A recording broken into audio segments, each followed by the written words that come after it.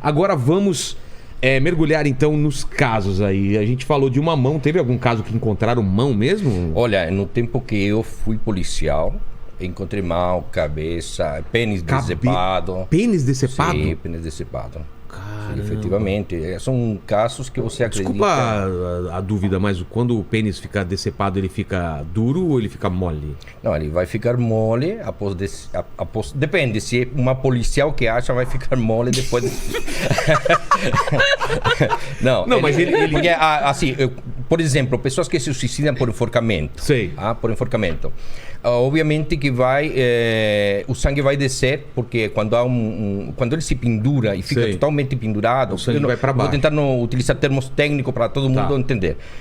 O sangue desce e parte desse sangue vai para o pênis. E muitas vezes o pênis fica ereto e até ejacula. Nossa. Tem um caso nos Estados Unidos que uma moça sentou em um morto e acabou engravidando do morto porque ele ficou ereto mesmo. Não. Sim. É verdade isso? Sim. Nossa, engravidar de um morto. Tinha esse lance... eu não sei se é lenda, mas falavam que tinha uma planta que crescia embaixo dos enforcados, né? O pessoal tinha muito enforcamento antigamente e tinha uma plantinha que, por causa Olha, o único que cresce embaixo do enforcado são fezes, porque como o esfíncter relaxa, ele acaba se urinando ou defecando. Também? Exatamente. Acho que a plantinha era lenda ainda. Acho que ou a plantinha cresceu após fazer xixi em cima. Não, isso não existe. Assim, o suicídio... é um fato que acontece de uma hora ou de um segundo para outro.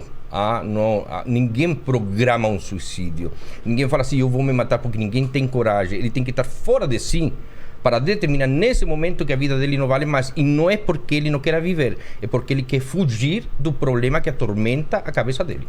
Normalmente é isso. Exatamente. Né? Tá? Então, é uma fuga, né? Exatamente. E o corpo, normalmente, ele fica escutando 2 horas, porque o cérebro continua funcionando dependendo do tipo de morte. Então, a pessoa que faleceu, ela escuta as pessoas chorarem, ou o médico fala, não, morreu, tudo isso aí é muito... muito triste essa situação. Entendi. Outra coisa também que não dá para entender é... Não, mas mesmo quando o cara deixa uma carta de suicídio, ele não programou isso, será? A carta de suicídio tem características específicas para ser carta de suicídio. Entendi. Porque eu posso colocar uma arma na sua cabeça, escreve teu suicídio, ou eu vou te dar Mas vocês investigam mesmo quando é suicídio? Sim. Tem que investigar? Tem que investigar. Claro. Para ver se é realmente suicídio. Somente quando tem uma carta, né? Exatamente. Saber se partir do próprio punho da vítima. É importante. Tem muitas coisas que são investigadas e muitas vezes a polícia não investiga para saber o real motivo da morte de uma determinada pessoa. Vilela, aqui no Brasil nós temos excelentes peritos, nós somos amigos de muitos peritos, especialmente do DHPP, mas você tem que ver que nós estamos em um país que é do tamanho de um continente. Você não tem como colocar 20 peritos para trabalhar em São Paulo, porque eles vão ficar esgotados, não vão ter tempo, não vão fazer um bom trabalho, não vão ter material para trabalhar. Então tudo dá errado, tá? E assim por diante. E esse erro é um prato cheio para nós, porque o advogado, quando percebe que esse trabalho foi mal feito, ele nos contrata e nós vamos para cima. Por exemplo? Por exemplo, um suicídio que deu como... um homicídio que deu como suicídio. Tá. Que foi simulado, foi modificado o local e a perícia não fez um bom trabalho.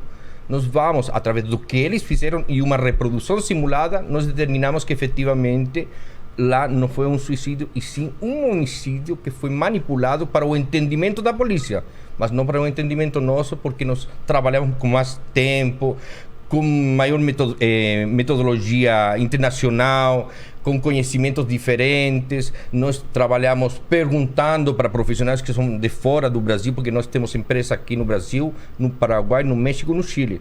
Então tenho profissionais lá no México que são excelentes, e eu pergunto, quando tenho uma dúvida, eu pergunto. Vocês têm troca então de informação? Sim, bastante. Por exemplo, um acidente de trânsito aqui, a gente chega, o primeiro que faz é levantar um drone para ver qual é a perspectiva aérea do local onde aconteceu o acidente. Okay. E se há responsabilidade da prefeitura ou do Estado em relação a essa via. Se não há, aí nós descemos o drone e começamos a trabalhar embaixo para ver o que realmente aconteceu.